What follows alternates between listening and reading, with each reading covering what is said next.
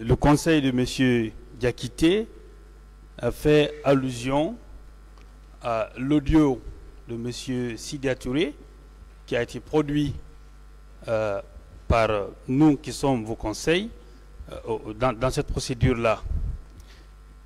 Il vous a posé la question de savoir qui a eu cette conversation avec M. Sidya Touré. Est-ce que vous savez que vous n'êtes pas obligé de donner le nom du correspondant de M. Sidya Touré à l'occasion de cette procédure? Est-ce que vous savez que vous n'avez pas l'obligation de révéler votre source? Oui, maître. Très bien. Est-ce que vous savez que dans cette procédure, concernant l'audio en question, est-ce que vous savez que ce qui intéresse ce tribunal, c'est la recevabilité de l'audio en question et non la source de l'audio? Tout à fait, maître. Très bien. Je vais vous lire quelque chose sur la question des juristes sur la question avec la permission de Monsieur le Président, avant de poser ma question. Il y a un arrêt de la Cour de cassation française qui date du 7 mars 2012 qui dit ceci. La question de savoir est-ce que l'enregistrement peut être reçu comme de preuve au pénal. Un enregistrement fait à l'insu de la personne qui parle. Il a été dit ceci. Sur le point de savoir si les preuves obtenues de manière déloyale ou illicite encourent la nullité dès lors que les preuves n'ont pas dès lors que les éléments de preuve produits par les parties peuvent être discutés contradictoirement. C'est qu'on veut dire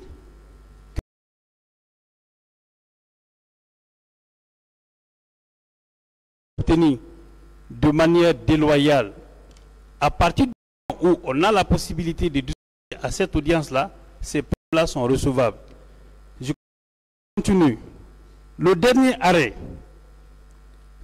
une position réaffirmée par, dans une affaire très médiatisée, dite affaire Bettencourt, en date du 31 janvier 2012, la chambre criminelle de la Cour de cassation française a jugé que les enregistrements audio obtenus à l'insu d'une personne sont recevables en justice en tant que preuve afin de porter plainte contre cette personne au titre d'infraction dont elle serait coupable et sans que le droit au respect de la vie privée ni même la violation du secret professionnel puisse valablement constituer une limite. La dernière chose que je veux préciser, ce sont les dispositions de l'article 497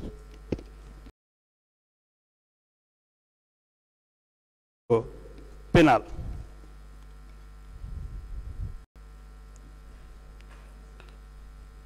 Que dit ce texte?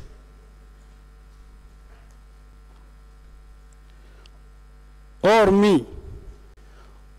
les cas, la loi en dispose autrement, les infractions peuvent être établies par tout mode de preuve et le juge décide d'après son intime conviction. C'est vous dire que tous les moyens de preuve dont vous disposez, vous pouvez les produire. Ce qui compte, c'est la recevabilité par le tribunal et non la source de la personne qui a donné ces informations-là. D'accord? Oui, maintenant,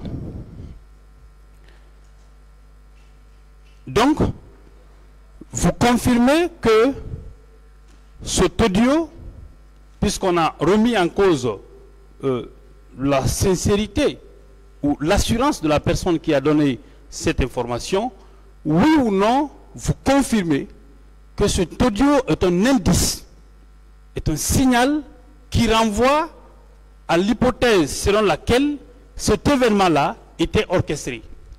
Tout à fait, maître.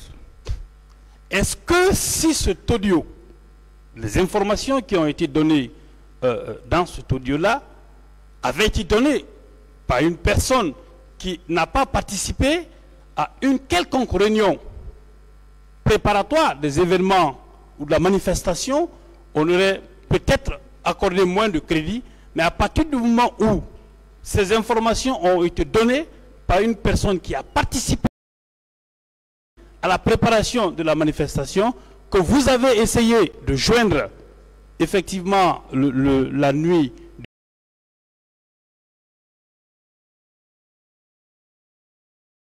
son téléphone et informer les autres leaders qui ont éventuellement également éteint leur téléphone. Est-ce que un tel témoignage ne peut être pris au sérieux par le tribunal criminel? Tout à fait réel. Très bien. Vous savez, est-ce que vous trouvez cohérent dans la défense du commandant Toumba de se prévaloir des déclarations faites par M. Sidia Touré dans son procès verbal d'interrogatoire devant le magistrat instructeur et de se dresser contre une déclaration de ce même homme dans, si vous voulez, dans cet audio-là? Est-ce que vous ne trouvez pas contradictoire?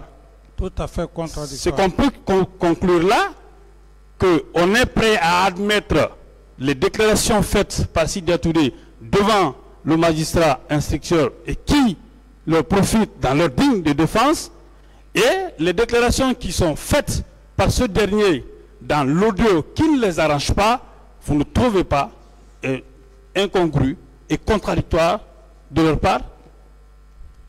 Ils sont bouleversés, maître. Très bien, Monsieur le Président. Il est, par rapport toujours à M. Sidia Touré, la nouvelle information, est-ce que vous savez que vous étiez, ce jour-là, quand vous êtes rentré, vous étiez fatigué.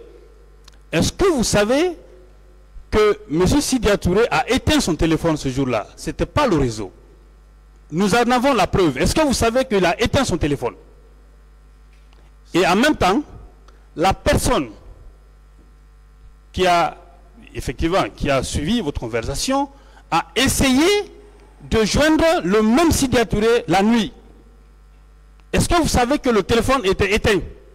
Non, maître. Vous ne le saviez pas, parce que pour vous, la conversation s'était interrompue. Oui, maître. Très bien. Est-ce que vous savez que tous les autres leaders, l'intéressé a essayé de joindre les autres leaders? Les téléphones, comme par coïncidence, étaient éteints au même moment. Est-ce que vous le savez? Non, maître. Cette barre au moment venu. Toujours, moi je n'avais pas de question, hein? C'est la défense de Toumba qui m'a mis dans cette situation. Par rapport à la commission d'enquête, la dernière fois, j'ai dit dans mes propos qu'on a rabaissé la fonction de président de la République. Parce qu'on dit que vous devez être à la fois ministre de la Justice, ministre de la Santé pour vous occuper des questions d'autopsie, ministre de la Sécurité, parce que vous êtes président de la République. J'aimerais vous poser une question par rapport au rapport d'enquête. Est-ce que vous avez posé un seul acte,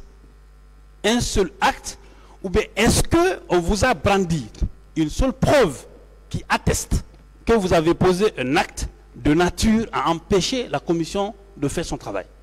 Non, maître. Très bien. Donc on peut considérer que vous, en tant que chef de l'État, et en vertu du principe de la séparation des pouvoirs, il appartient à chaque pouvoir de faire son travail. Oui ou non? Oui, maître. vous avez rappelé quelque chose, vous avez dit quelque chose, et je veux que vous le confirmez, vous le réitérez devant le tribunal. Est-ce qu'au moment des faits, Monsieur le Président, vous étiez procureur de la République? Non, maître. Près le tribunal de première instance de Dixine. Non, maître. Est-ce que vous étiez juge d'instruction? Non, maître. Ce que le conseil de Toumba a dit, c'est vrai. Lorsqu'il y a commission d'un crime ou d'un délit quelconque, il y a des autorités judiciaires qui se saisissent. Si les autorités judiciaires ne le font pas, est-ce que c'est à vous, président de la République, au sommet de la pyramide, qu'on va poser cette question-là? Non, maître. Vous ne pensez pas qu'ils n'ont pas suffisamment d'éléments pour vous accabler? Ils n'ont pas de preuves, ils sont orphelins de preuves. Très bien. Maître Sylla n'a pas de preuves. Ils sont orphelins. D'accord. On a voulu faire savoir que le barreau ou d'autres institutions auraient refusé de siéger dans la commission. Mais, sauf que, il y avait des avocats, il y avait des magistrats et il y avait des professeurs d'université parmi les membres de la commission. Est-ce que vous le confirmez? Maître, c'est ce que je dis. Moi, je les en veux pas. Je n'en veux pas aux avocats de Toumba, surtout Maître Sylla. Un grand pénaliste. Mais aujourd'hui, il est dans toutes les difficultés d'exhiber une preuve palpable, sinon que des supputations, des imaginations. Très bien. Ce que vous dites est vrai.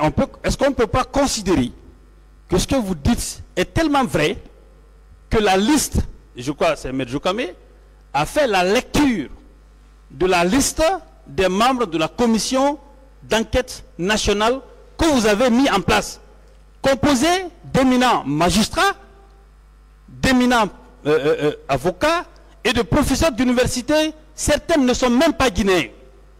Tout à fait, maître. Sur cette même question, on a voulu remettre en cause. Je suis un peu déçu que le parquet n'utilise pas le contenu de la commission d'enquête, parce que des magistrats y ont siégé. Est-ce que, quand vous prenez ce rapport de la commission d'enquête, la date à laquelle il a été présenté, ce rapport-là, est-ce que vous étiez au pouvoir? Non, maître. Je rappelle que c'est en date du 20 janvier 2020. On avait déjà tiré sur vous le 3 décembre 2009. Le rapport date du 20 janvier 2010, excusez-moi. 20 janvier 2010. Ça trouve déjà que vous étiez en état de convalescence. Quels moyens aviez-vous à l'époque d'influencer le rapport de la commission nationale d'enquête? Pendant que vous étiez dans un état de convalescence, vous n'étiez même pas au pays. Quels moyens vous aviez à l'époque? Absolument. Pas de moyens à l'époque. Vous n'étiez pas le président en exercice en ce moment en Guinée. Tout à fait, maître. Et vous l'avez rappelé tout à l'heure que les accords de Ouaga n'ont jamais été respectés. Oui, maître. À partir du moment où c'est lui avec qui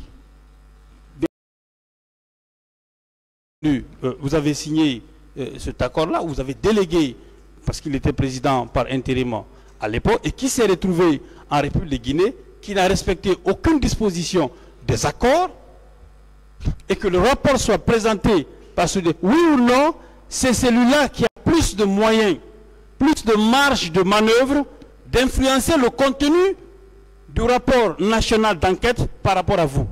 N'est-ce pas lui? Tout à fait, maître. Lui-même étant, il ne voulait pas la lumière. C'est la raison fondamentale qui a fait qu'il n'a pas été inculpé.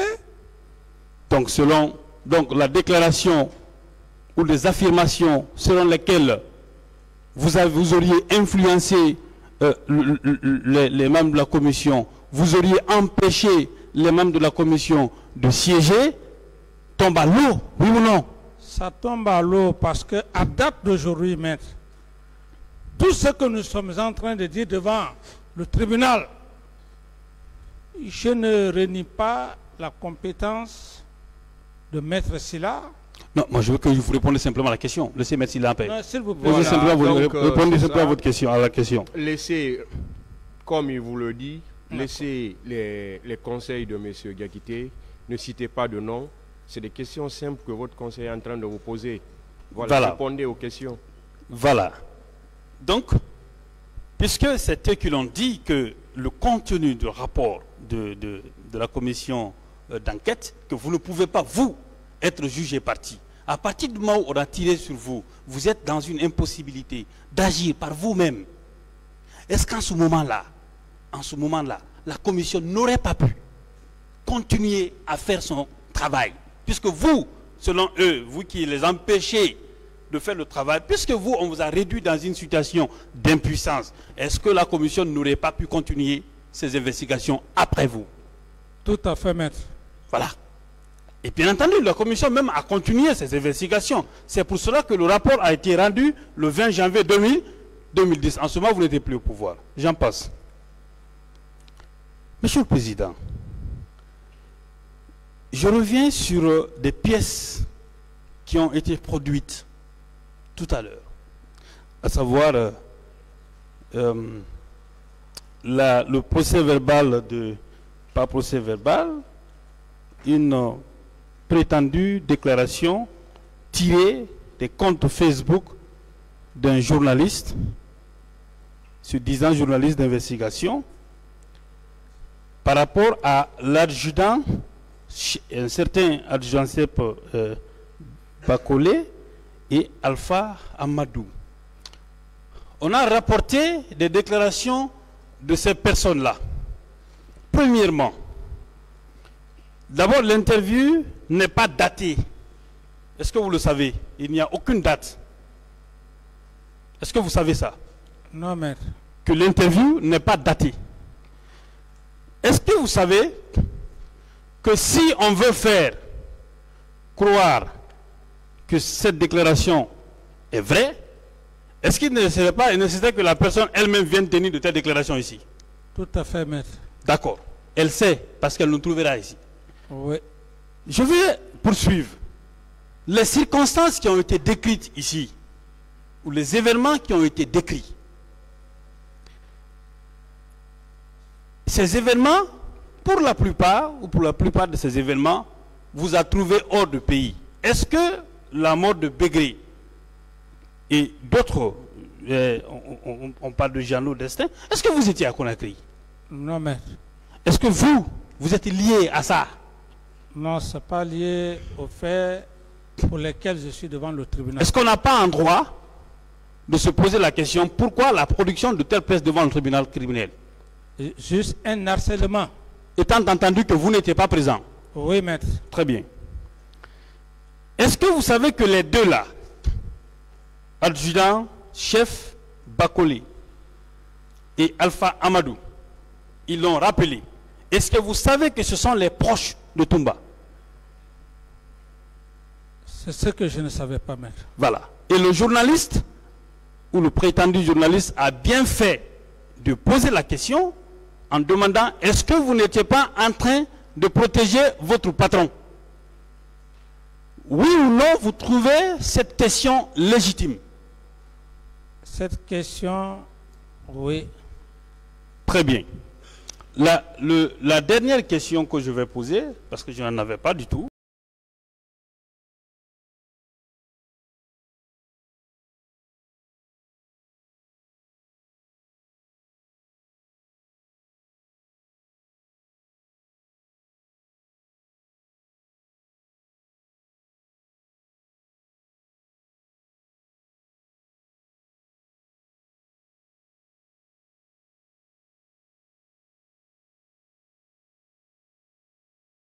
croyez-moi, c'est la vous engage et que ça n'engage pas M. Toumba. Oui ou non? Oui, maître. Très bien. Monsieur le Président, je n'ai plus de questions pour vous. Je vous remercie. Merci, maître. Merci, Monsieur le Président.